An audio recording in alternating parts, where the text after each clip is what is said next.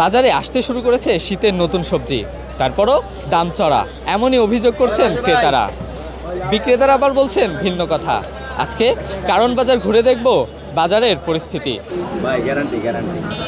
উৎপাদন অনুযায়ী বাজার দাম বেশি। 60 টাকা কেজি আসলে, এখন আরো 20 টাকা বাড়ছে। বেচা না তেমন ভালো না। ভূমিকম্পের আতঙ্কে মানুষ বাড়ি চলে গেছে। সবজির দামটা আগের তুলনায় অনেক স্বাভাবিক কম আছে, তবে নতুন সবজি হিসাবে দামটা এখনো কমে নাই। নতুন সবজি মৌসুমী সবজিগুলো বের হয়েছে, এই সবজিগুলো এখন কম থাকার কথা।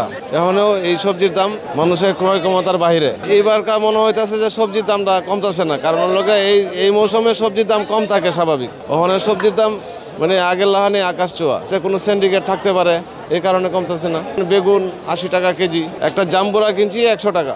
কারণ বাজার যদি 100 টাকা হয় তাহলে বাইরে তো আরো বেশি। ব্যবসায়ীদের মধ্যে একটা সিন্ডিকেট তৈরি করে বাজারটাকে অস্থির করে, যেহেতু দেশে সঠিক কোনো প্রশাসন কাজ করতে পারতেছে না, নির্বাচিত সরকার না।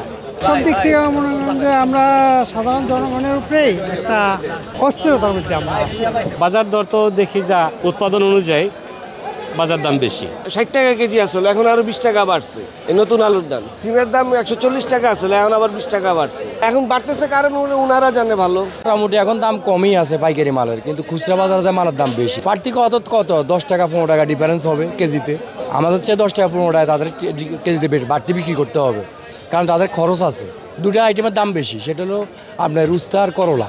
এই দুটো এখন শীত তো, এখন আমদামি কম। এই দুটোর হয়েছে 160 টাকা দেশি আদা, রসুন হয়েছে 180 টাকা, এটা হয়েছে 60 টাকা দেশি কোয়াডা। আর পেঁয়াজের দাম একটু বাড়ছে 10 টাকা, মানে বেচা লাগে 120 টাকা 110 টাকা আগের রেটে বেচতে আছে।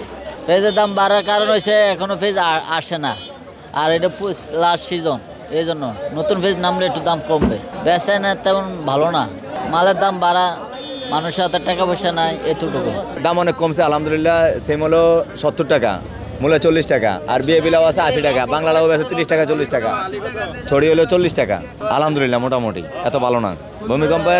ভূমিকম্পের আতঙ্কে মানুষ বাড়ি চলে গেছে।